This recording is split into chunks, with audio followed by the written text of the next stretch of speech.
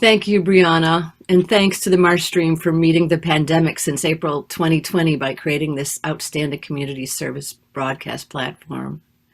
Good evening, everyone. I'm Gail Schickley, and welcome to Solo Arts Heal, Climate Edition tonight, celebrating Earth Day, with performances live or recorded by solo artists Citizen Deb Castellano and Timothy Mooney, with video appearances by Peterson Toscano, Frank Odin, and maybe if we have time, we'll enjoy some earth-friendly Native American storytelling with Leland Faulkner. Solo Arts Heal was born from action through the art of storytelling and performance at the intersection of education and advocacy about health and healing. This includes the health and healing of our Mother Earth. How we treat one another and how we treat the planet is all connected. And we have a lot to talk about tonight. The IPCC report from the UN and Tim Mooney's 10 Commandments and Deb's climate quiz. So we have all that to look forward to, but we're going to begin the evening with an Earth Day welcome video by the one and only quirky, queer Quaker concerned with climate, Peterson Toscano. Peterson is in South Africa at present, but we hope he'll be able to join us live on Solo Arts Heal later in the year. Happy Earth Day from Peterson. It seems weird saying Happy Earth Day because, well, it's complicated, right? I mean, it's like a birthday party for someone who's been diagnosed with cancer. I mean, sure, you're happy to get together, but there are issues. We come together for Earth Day and we're grateful, so grateful to the planet for, giving us everything. It's so resilient. It's so forgiving. After all the crap we've done, it still bounds back so amazingly. And I'm really grateful for you and, all the stuff that you're doing to take on climate change, to connect us with nature. And as we come together, it's hard for me to say Happy Earth Day, but I wish you so much more determination, a renewal of courage and creativity, that your life and your work will be filled with cooperation and collaboration as we co-create a world that is better for all.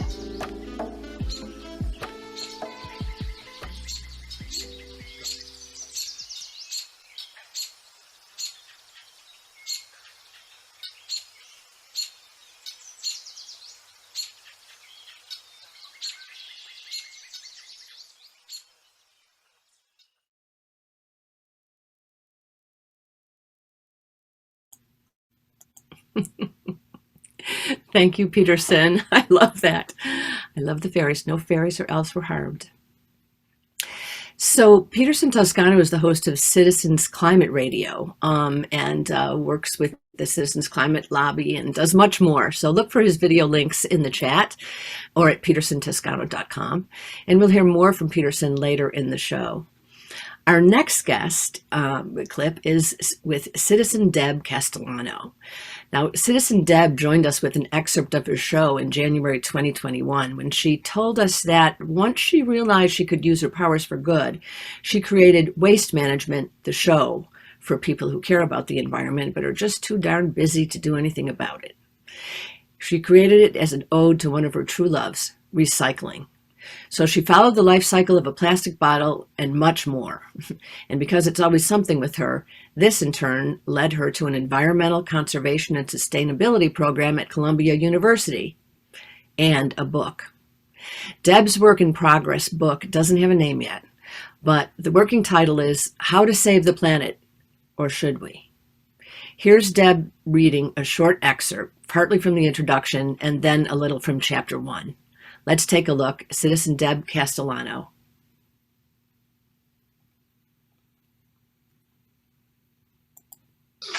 Okay.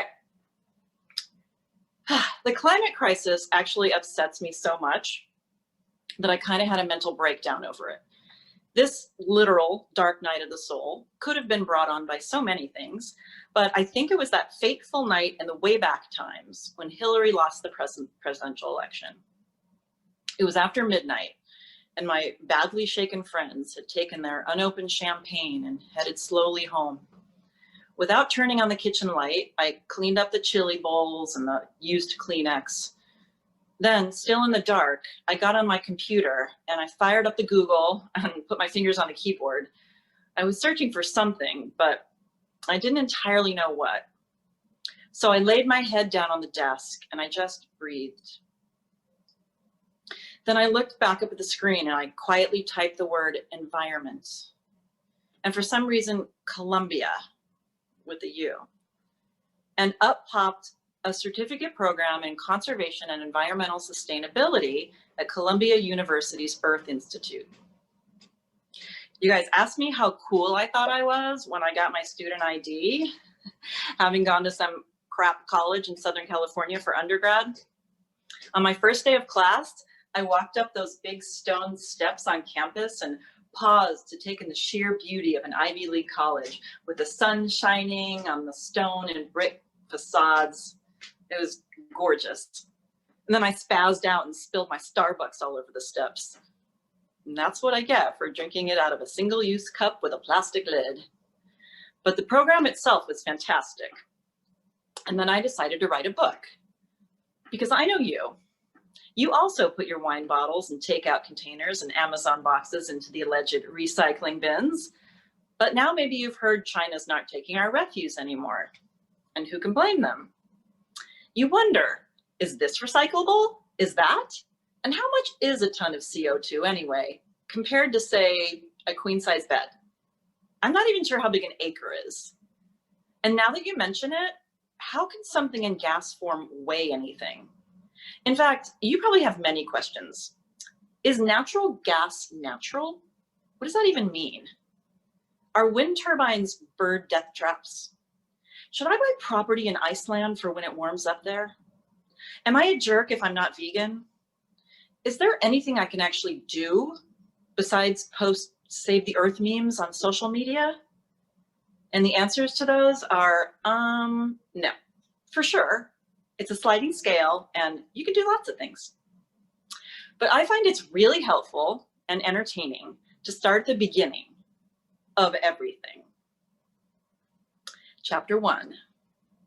In the beginning, there was Darwin, at least as far as I'm concerned. I'm not so much a God person, although Darwin actually was, despite his impious discoveries. Equally religious was Robert Fitzroy, captain of the HMS Beagle, the ship on which young Darwin performed the duties of naturalist for 5 years as they sailed around the southern hemisphere. In fact, after Darwin wrote and eventually published The Origin of Species, the religiously faithful Captain Fitzroy was so mortified that in challenging Darwin's heretical theories during their voyage, they'd actually encourage them. He went into his bathroom and slit his own throat. To be fair, religions and their doctrines did give people an excuse to bathe once a week and meet up for the latest gossip over badly percolated coffee, and provided a framework for some ground rules around things like stealing your neighbor's cow and making time with his wife. Apparently dungeons weren't scary enough. They had to bust out eternal damnation to keep folks in line. People have often used God or whatever deity is handy as an excuse to fight one another, whether it be clubbing each other to death on a muddy field or speed confirming Supreme Court justices. But in truth, animals, of which kingdom we are a part, have been fighting over Earth's limited resources since life began. Like land. Call it territory or call it real estate, but we'll take it, thank you very much, and whatever's on it or in it. Or we'll just take what we want from someone else's land, including water. I'm looking at you, Nestle. Or trees. And leave our mess behind for others to clean up, which is basically how strip mining and oil drilling and fracking work. If you want to be picky, there are also groups known as social collectives, which will violently protect their members, from the Aryan Brotherhood in 1930s Germany to the first MS-13 gangs in LA in the 80s to modern MAGAs, but we usually fight over resources. Food was the first one. Before we had language or even walked upright, we fought over food. There's a chapter later on food, since it's also the original human-caused climate changer.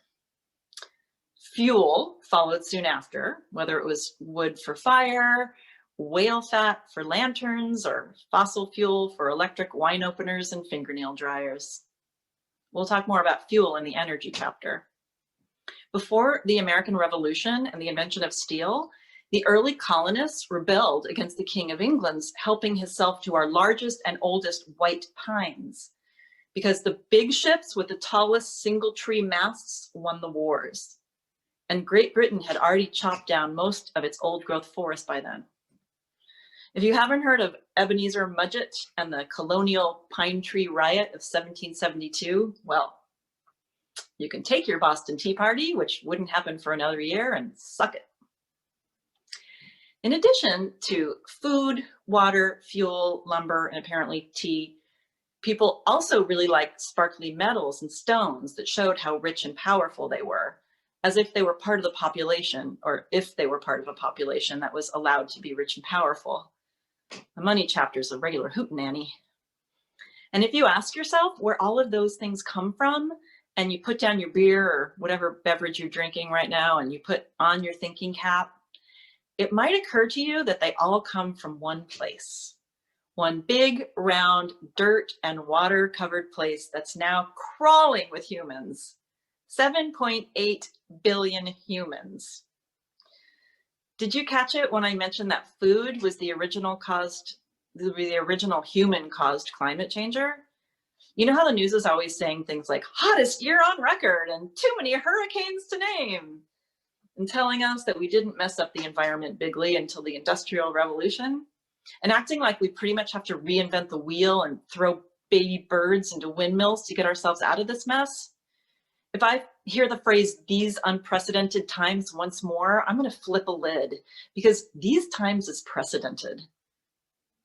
Anyway, let's go back to the way beginning, because A, I think it's cool, and B, because it really knocks down all barriers between people, animals, cantaloupes, mosquitoes, slime mold. This is gonna explain a lot, because we're all connected. All life is from the natural recycling of organic matter. Everything is really. Our sun was made out of an old recycled star. The earth was made out of rocks and organic metals that were scattered around our galaxy, which we call the Milky Way, because that's how we see the billions of neighboring solar systems that stretch on so far that they blur into a soft white stripe against the night sky. Everything is made of everything else. And there's a finite amount of it all, at least in the places we can reach. Keep that in mind as we proceed, as well as the myth of frontier culture and unlimited expansion. You think a year of lockdown is hard? Imagine life in a space pod. There's not enough Netflix.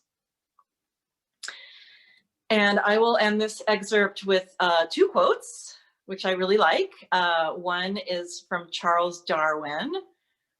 This is the very last line in the end of Origin of Species. And I guess he would say it with an English accent. So, from so simple a beginning, endless forms most beautiful and most wonderful have been and are being evolved.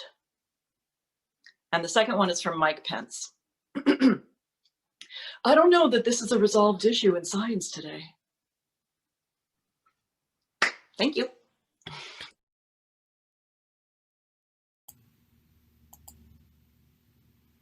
Thank you, Deb.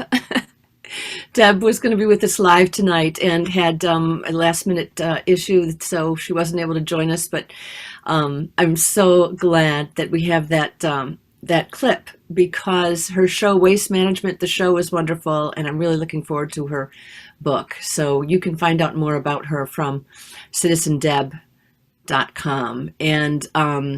And you'll find out more of her writing on the environment, including her partial report on part of the UN climate report, as well as updates on the book at her website. And do check out her blog. She has really wonderful and fun things to enjoy there.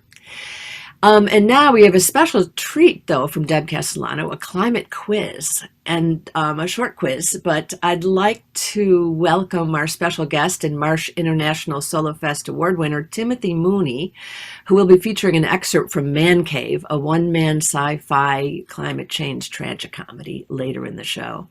Welcome, Tim.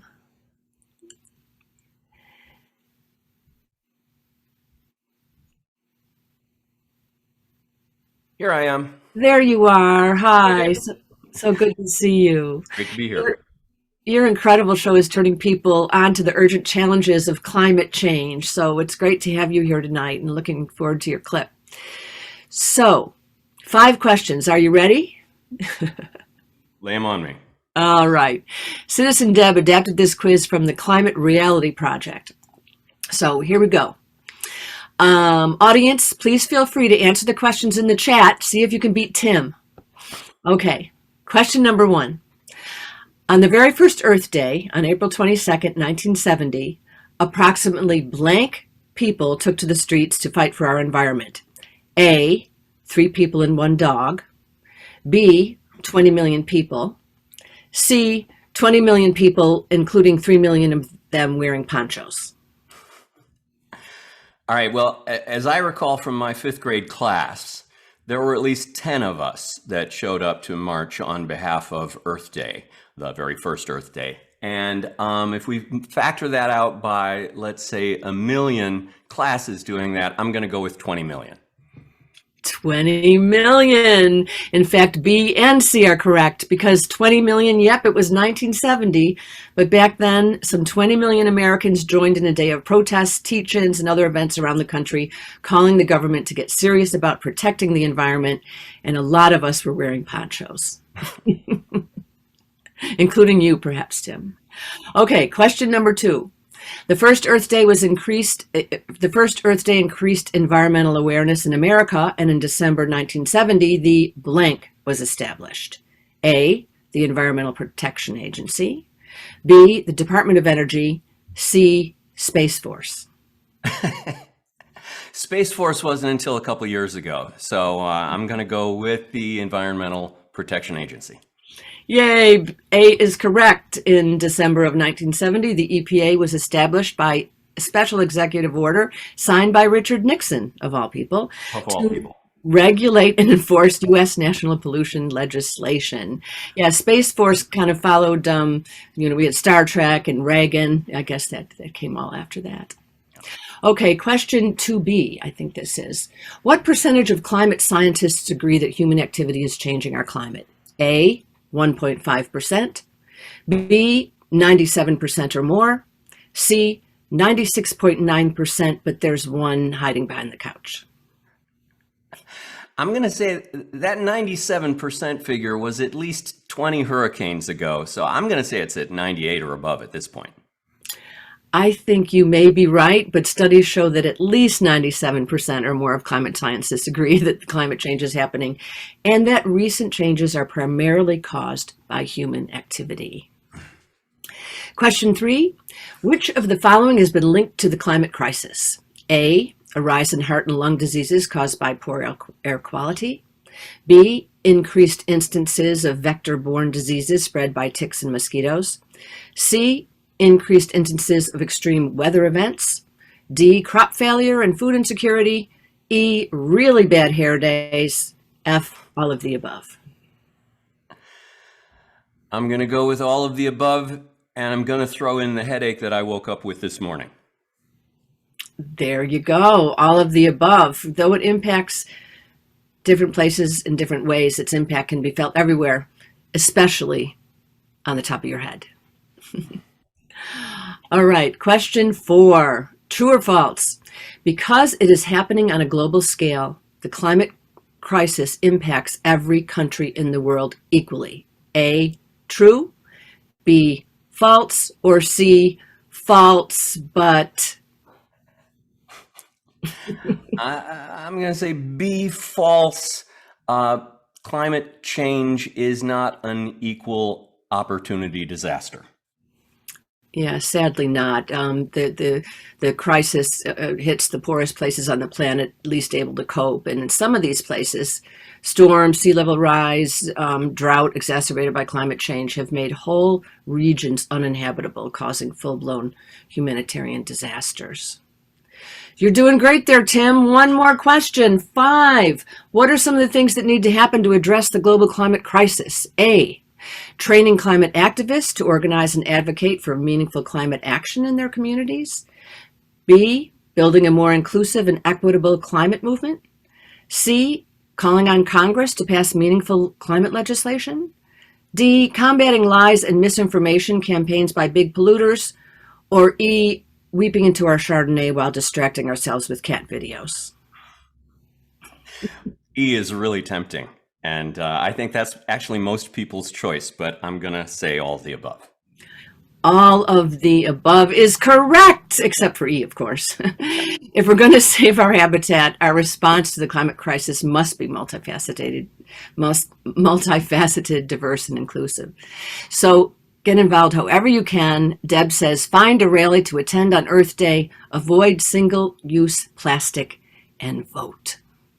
So thank you so much, Tim and audience. Thank you, Deb. Really appreciate your participating with us by doing the climate quiz. So now I want to introduce Tim for his clip, because Tim has been with us before on Solo Arts Heal, and also it was an award winner with the International Solo Festival recently. Over 20 years of touring, Tim's one-man plays such as Moliere the Now, Lotto Shakespeare, Shakespeare's Histories, Breakneck Hamlet, and Breakneck Julius Caesar have won a whole new generation of students over to classical theater. Tim's new rhyming versions of Moliere's plays have been produced all over the world. He's an author of an acting book, Acting at the Speed of Life, and most of his one-man shows, including Man Cave, are now available online. So please join me now in welcoming Timothy Mooney and an excerpt from Man Cave. Thanks, Gail. Just a quick introduction. Back in 2017, amid a flurry of articles that kept popping up on my news feed, I forced myself to look long and hard at the issue of climate change and to take some kind of action. I couldn't let myself sit idly by while witnessing what may be the end of our species. I have a hard time even speaking that out loud, because once you say end of our species, people assume that you're kind of an alarmist and overreacting, and thereby proceed to dismiss anything else that you might say. And that may explain why I approached this issue in a particular way. I happen to be an actor who writes and performs one-man plays mostly about Shakespeare and Moliere, so I decided to explore this issue in the area that I know best. I'm no kind of scientist, but as an actor, I do kind of qualify as an amateur psychologist. Man Cave, a one-man sci-fi climate change tragic comedy, opens on a man talking into a microphone, broadcasting to an unknown audience. We quickly learn that he has no idea if there is anyone out there hearing him, because, as we also learn, climate change has left much and maybe all of the planet uninhabitable, and largely through dumb luck, Tim, that's his name as well as mine, set himself up in an underground bunker just far enough north that his solar panels and electric supply have not quite burned out or melted down. I say dumb luck because Tim is no more of a scientist than I am. I'm going to share a brief excerpt from the show in which Tim, broadcasting into the void to whomever else might still be out there listening, comes to realize just what he might have to offer to this unknowable audience. It introduces the theme that will weave its way through to the end of the play ultimately. And so, lights up. Excuse me, there we go.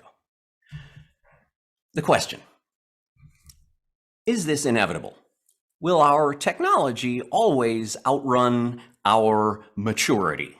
Individually, yes, I can put my hand on that stove. I have that ability, but most of us reach sufficient cognition before we actually do any damage with that stove. Likewise, fireworks, alcohol, cars, sometimes the tiniest touch on the stove, a fender bender with the car, enough to get us to adjust our behavior. But collectively, as a species, as a group, we default to the age of 9. We cannot come to the collective conclusion that it is time to stop drinking, to douse our fireworks, and to take our foot off of the gas. And so we race, screaming off into the darkness. Is this the answer that awaits us all? Humans, Klingons, cockroach lizard people, droids. Maybe droids could figure this out. Hey, they had 3 laws of robotics. Why didn't we have those programmed into us? In the billions of worlds that are out there, there must be some tiny fraction that can sustain life. Some develop slowly. They may still be at the amoeba stage. Others faster, perhaps much faster than us. And so, intelligent life, born like a baby into a world of resources, learning to tame the elements. How many times has this happened since the Big Bang? Could we possibly be the first? That sounds a little arrogant to me. But do they all develop opposable thumbs and learn to walk erect only to blow themselves up and wipe themselves out? We've actually had 5, well, now 6 extinction events that we know of. Vast numbers of species go out of business. The planet hits the reset button and starts over. Turns out, just because we had brains and shit didn't make us immune or exempt. Or, as the late great Rick Perry famously said, oops. So, is this why we don't have any actual ETs? Hey, if you're out there, grow the fuck up, would ya? Sure, you've evolved over 1 million years, but watch out for that first internal combustion engine. It's gonna bite you in the ass. Yes, God gave us oil. Or God gave us trees that got squeezed down into oil. Or God gave us fungus that turned into trees.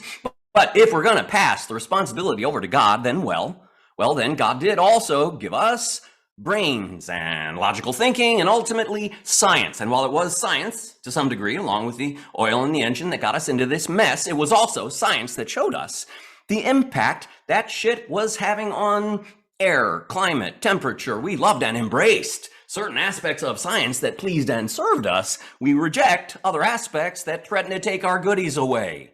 Year in, year out, Earth in, Earth out. Is this a cycle? Will each evolving species come to the same conclusion, or is it possible for maturity to outrun technology? How many infant, sentient species were there out there that never made it past that first year as toddler? How many are out there now, toddling along? How many have been listening to this odd stream of radio waves coming from Earth over the past century? Did you get bored and stop listening? Did you listen long enough to figure out there was some kind of language there? Are you listening now? On the off chance that you're listening now, or are perhaps recording this as some sort of stream of bleeps and bloops that you will play back and translate later, I bleed my words into the abyss. What do you think these noises are? Are they God to you? Does God speak to you in bleeps? Probably not if you've been watching American television for the last 30 years. Okay, the God thing. All right, let's go with that. This is God speaking. Let me think up some commandments. And scene. This is back to me, Tim the actor, talking to you again. So you may have noticed that I have written myself into a corner here. My character has put himself on a track of figuring out if he could, however arrogantly or humbly, play God for a species that might take these words as some sort of font of divine wisdom. If that, well then, what 10 things would they need to know in order to not make the same mistakes that we made? As I wrote these words back in 2017, almost 5 years ago, I had no idea where I was going to go with this. Of course, my character was talking to whatever Klingons or Vulcans might be out there listening, but the audience could see these challenges that they might still take on before it all turns into some sort of dystopian Mad Max hellscape. If rather than telling you just how it all would go down in the future, you witness the impact of all those things that happen to the human being that you are witnessing, you kind of have to accept the hand that I'm dealing you, because that's how fiction works, with the willing suspension of disbelief. And so, having written myself into this particular corner, I developed my list. I started with things that were relatively simple and found myself scratching a little deeper with each successive commandment. And crucially, I included jokes, because jokes tend to disarm the naysayers. The list starts with issues that are purely proscriptive, what to do, or more often, what not to do. The first three commandments that came to mind were simple and aimed at the individual taking personal action.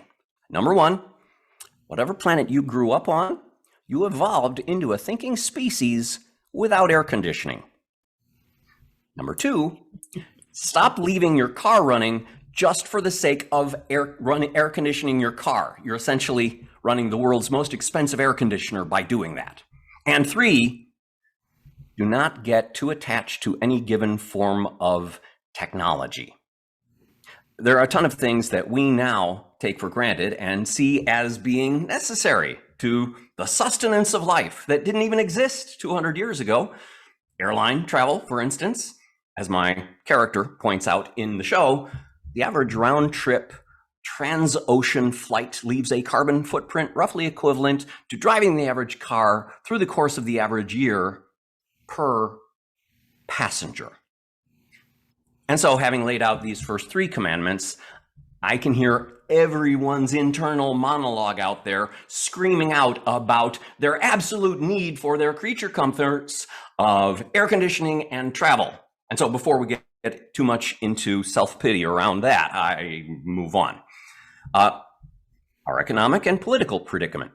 Number four, the cost of buying a thing needs to reflect the expense it inflicts on the planet at large. And number five, those who make up your laws must not profit therein. Because frankly, if the system enables me to get away with not paying for the damage that I'm doing, I and the corporate universe will assume that damaging the planet is some kind of birthright.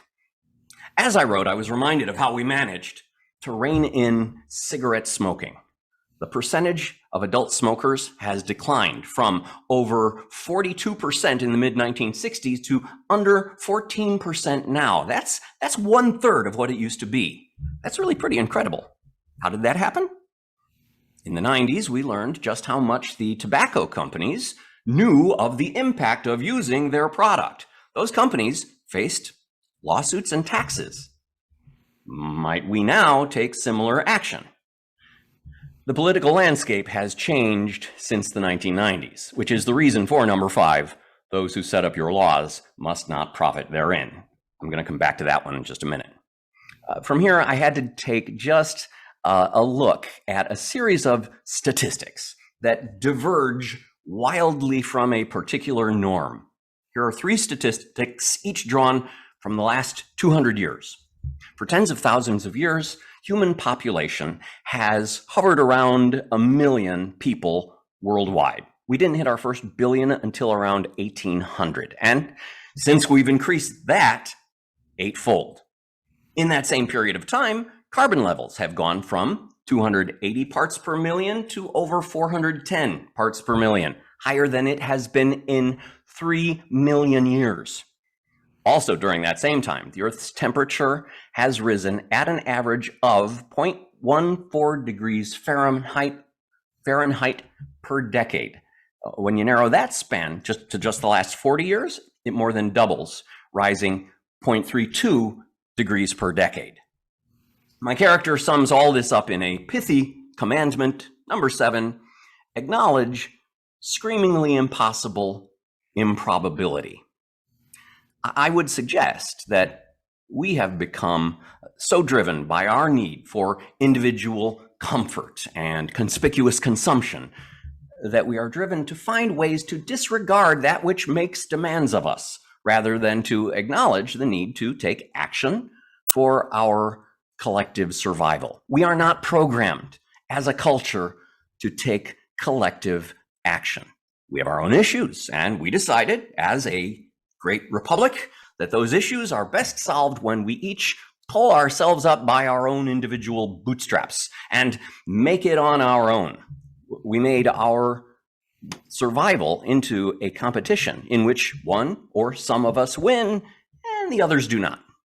Is it humanly possible for us to extend that same impulse that we feel for, say, our blood relatives to those folks across the street or those on the other side of the planet who will inevitably feel the heat, the famines, the floods long before we do?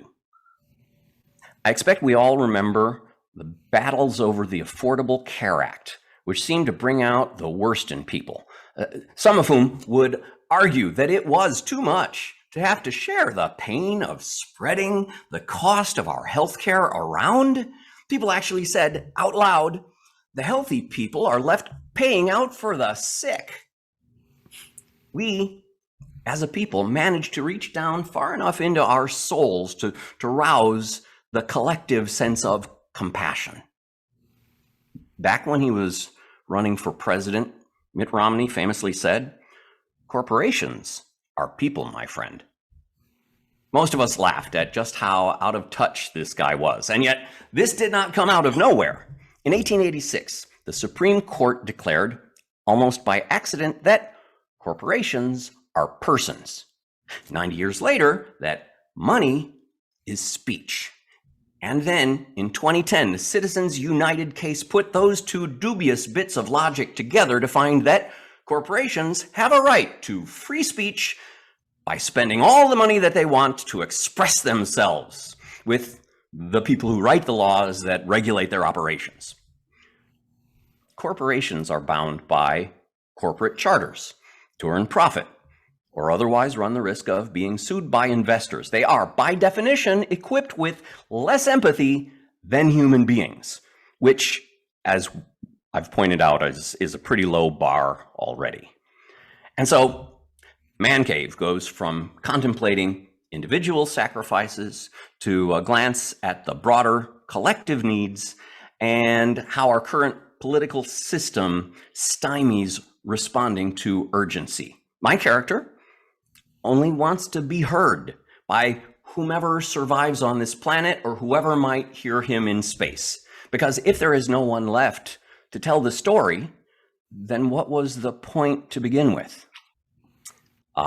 Commandment 10, if the best I might offer is but one more day to the next generation, then I owe them that day or that hour or that minute.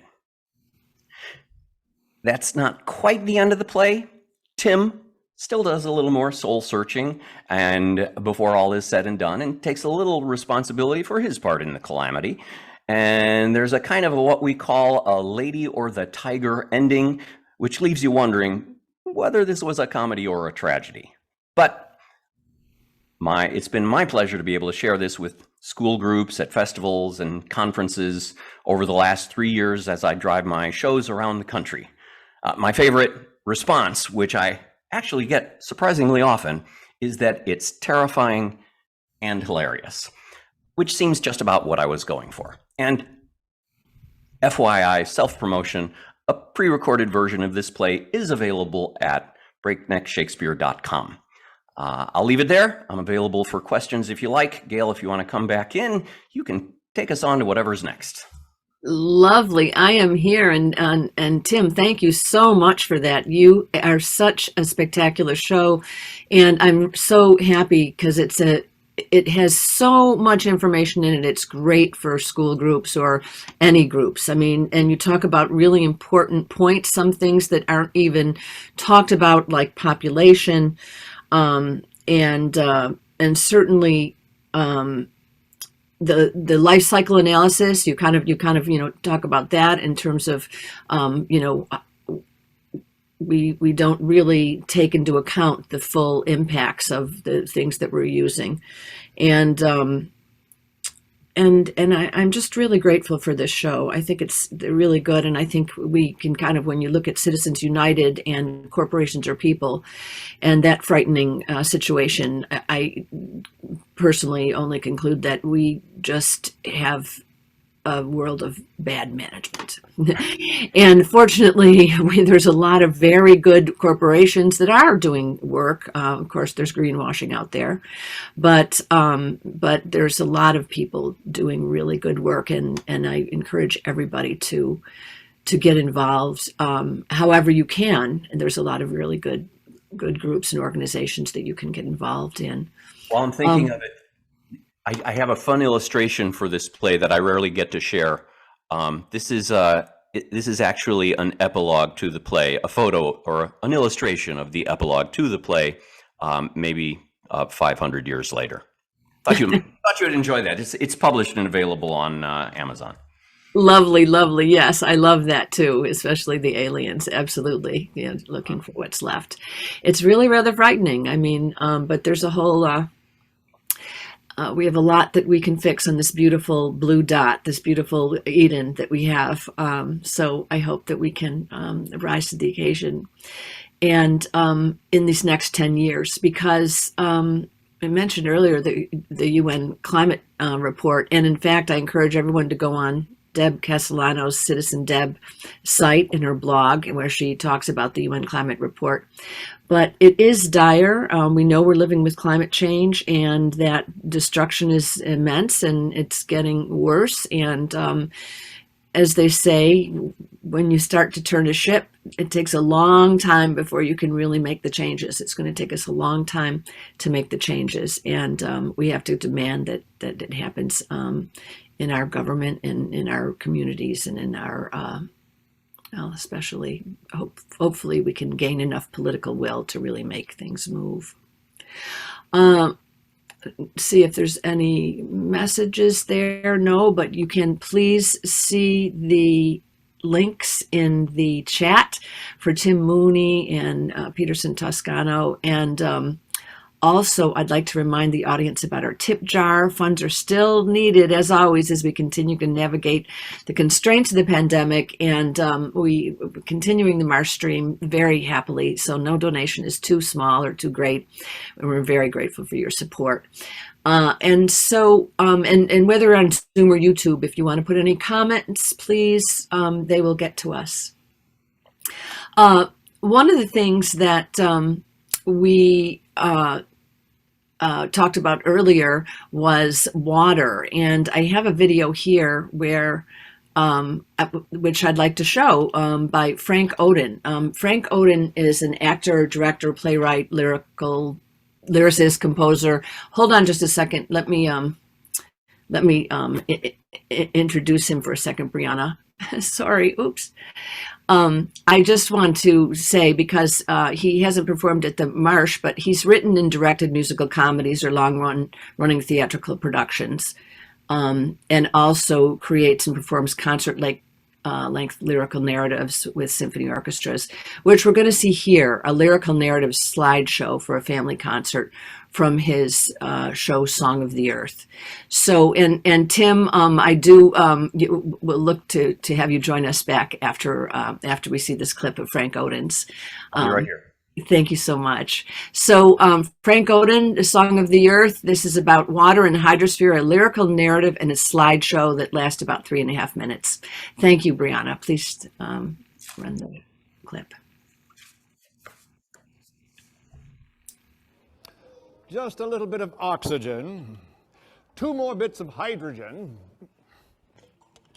Put them all together, and they stick to one another, and you know what you get? You get wet.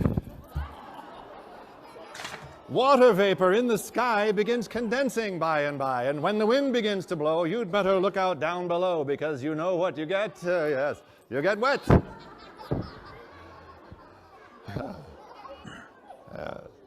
And if the wind is really blowing and the clouds are growing bigger, that could very likely trigger, well, it might be just a couple of drops. A little sprinkling, then it stops.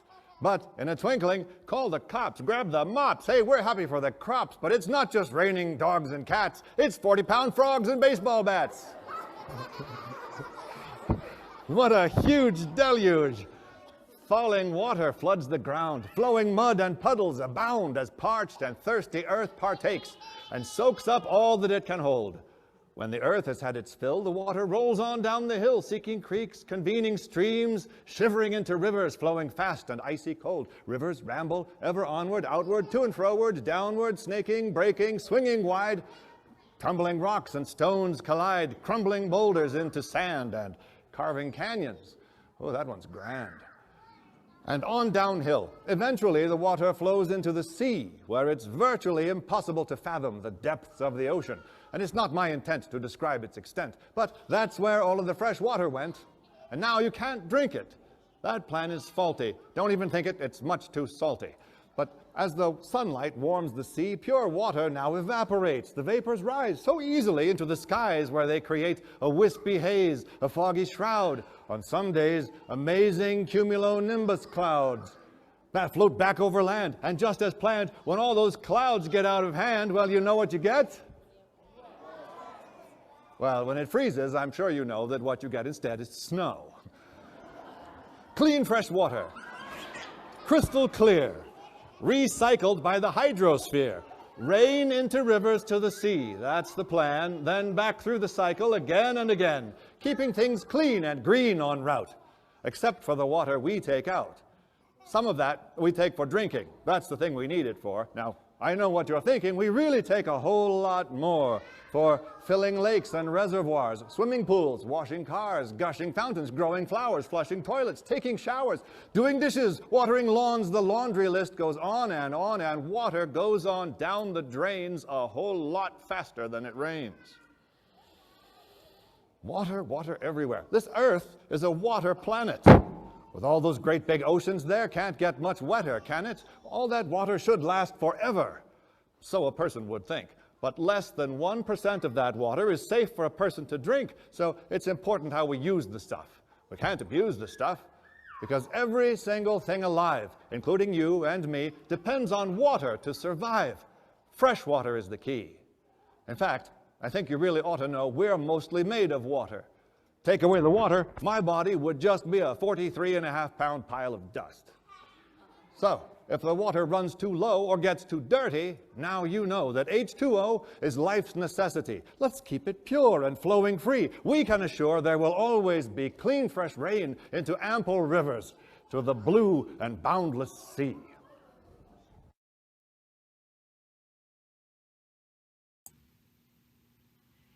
That's great. You know, it's wonderful when you see the amazing shows that are being done on climate, the ones that we're showing you tonight, and the Arctic Cycle, Chantal Bilodeau. There's other groups that are doing.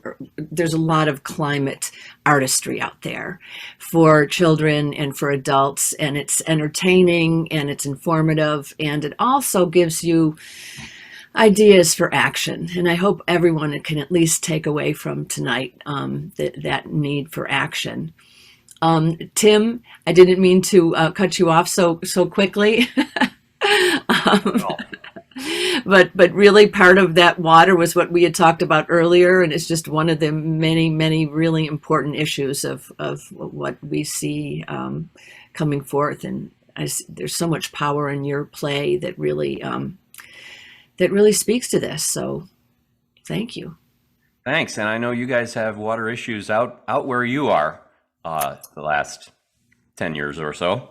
Yes, well, always California, using the Colorado River, and there's always a big problem out here, of course, in California with over 40 million people, and the San Francisco Bay estuary, and a lot of the water goes down to LA, and it's very politicized, and it's there's only, I think, one undammed river left, the Smith River, and that is being threatened by nickel mining up on the very north edge of the state.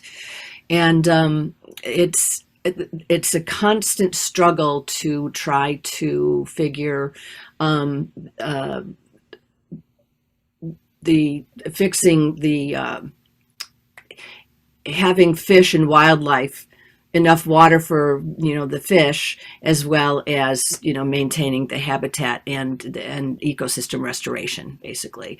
So this is always kind of a problem, and how much water we need. So yeah, I've also driven through on occasions when you've got your wildfires going, and it's very scary. It's very frightening, and this is happening already. We're seeing it in Colorado. We're seeing it in other areas, and of course in Texas. I mean, my goodness, we're seeing it everywhere in the world. Major catastrophes and wildfires, floods, drought, and often in the places where we least expect them. That is so. Yeah, it's and as Prince Charles pointed out to us back when in Syria, when there were that climate change is causing migration, not only of people but of animals and other species. So yeah, it's the world is definitely changing, and besides what we need to do physically to try to make it happen, it's important that we find compassion for one another and think about how are we going to act when these disasters happen. How can we take care of each other? That's a really important thing to think about. Yeah, and when the hostility against migrants is pumped up to 10 at the same time, and we're going to have migration being a growing issue, we need to find a balance there. We absolutely need to find a balance, because we are one human population. We are human, we're all of the human race, and that's what we have to remember. The politicization, we're divided all the time, but it's important that we have humanity for all people. And people of color, we had talked about the Native Americans earlier, and people of color are definitely not equal. In fact, I've heard the term death by zip code, often some in the worst areas where they're at the greatest risk. They're disproportionately impacted by environmental processes that expose them to risk and harm. So it's something for us to remember. So Tim, I want to thank you so much. We're going to have one more closing video with Peterson Toscano, and I am just so grateful for your good work all the time. It's been a pleasure to work with you. We've worked together on and off for a few years, and I really, really wish you all the best in your future endeavors and work. Thanks so much for having me. I hope to see you when I pass through California next time. I think late September is my next planned time through the Golden State. Isn't it great to be live again? Yeah. I look forward to seeing you, and we'll be in touch. Okay. And thank you. And now, Brianna, we do have one closing video with Peterson Toscano called Coming Out Again, this time as a climate weirdo. And this will really speak to itself. I'll see you right after.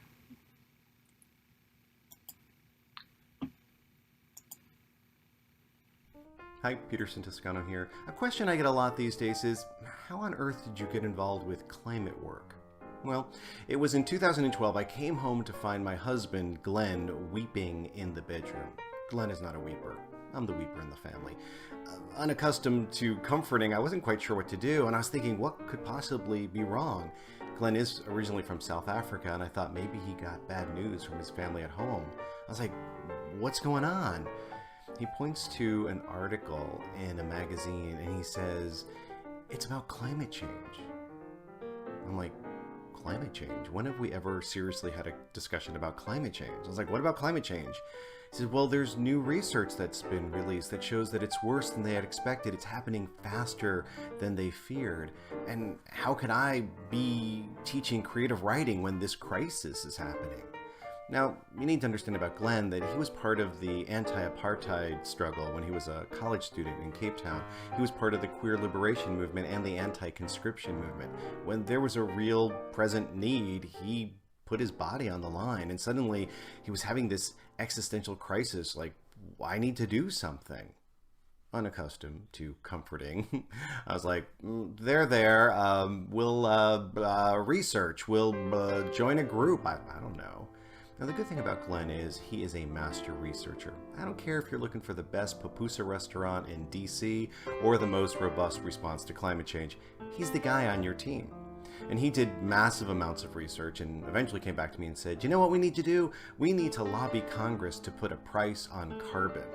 I'm like, well, okay. And we joined a group called Citizens Climate Lobby. Now, all this time I was doing my own research, and I was disturbed and concerned by what I heard, and it hit me in my head, but it didn't really hit me in my heart until one day when I was reading an article about drought. The article said that on a warmer planet we're going to see more drought, longer droughts, and more intense droughts. And with that, there'll be crop failures, malnutrition, there'll be starvation, mass migration, political instability, warfare, things that we're actually already seeing on the planet.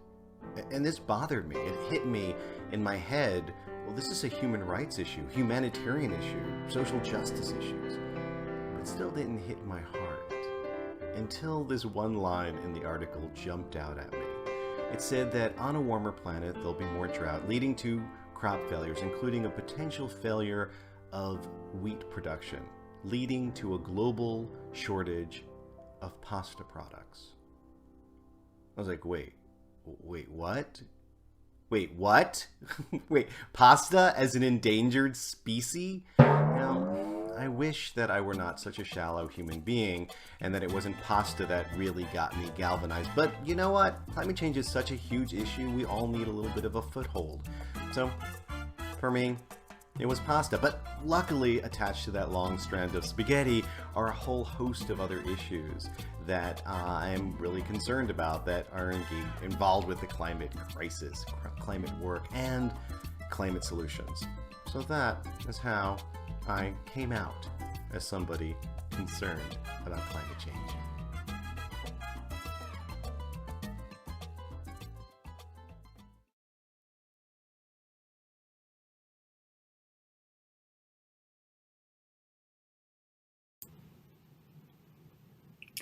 Great. Thank you, Peterson. I love that particular thing because often we don't really get involved unless we are personally affected. Although I must say these days, most of us in some way or another have been personally affected by climate change. But whatever it takes, to help heal our planet and heal ourselves, I really look forward to everyone having a stake in. Marches and rallies and good ideas alone won't win a better world. It takes people power, citizens like you and me, to do what we can to restore our planet and build a better future for our Garden of Eden, our blue dot in the vastness of space that is home to everyone and everything we know. What makes us think we can go to another planet successfully if we don't know how to take care of the one we have? So keep up the good fight. And avoid plastic, reuse and recycle, conserve water. Hopefully you already know the actions to take and are going to be taking them. And there's myriads of organizations out there like the Climate Reality Project, who Vice President Al Gore is about to host a Climate Reality Leadership Core training. These are free, and the 2 or 3 days training provides tools, knowledge, and networks to mobilize communities and drive real actions for climate solutions. So you can check that out on climatereality.org. And with that, I want to see if I can find my notes because I would like to announce next week's guest. I want to thank our artist, of course, Timothy Mooney, Deborah Castellano and Peterson Toscano, Frank Odin, and Leland Faulkner. We didn't get to your short storytelling, but we always look forward to that next time. Thanks for sharing your beautiful good work with us, all of you. It takes a village, and art heals. So look for more at their websites posted in our chat and on the Mars stream. And next week, Solo Arts Heal presents ANCAN founder Rick Davis, featuring Elizabeth Jameson, who, after her diagnosis with multiple sclerosis, transformed her unsettling clinical black and white brain scans into work that invites others to be curious and contemplate the beauty of the brain, encouraging conversations about what it means to live in an imperfect body. ANCAN's vision is to provide an easily accessible, virtual, real-time, audiovisual, peer-to-peer support group platform for a number of serious diseases and conditions. So please check it out. Next month, I'll be back with Florence Nightingale, featuring Dr. Candy Campbell on May 18th for Nurses Month. So I look forward to seeing you then. But thanks again to our guests and Marsh Stream producer Brianna Caver and the Marsh team, artistic director Stephanie Wiseman, and to our Zoom and YouTube audiences. See you next time. Good night.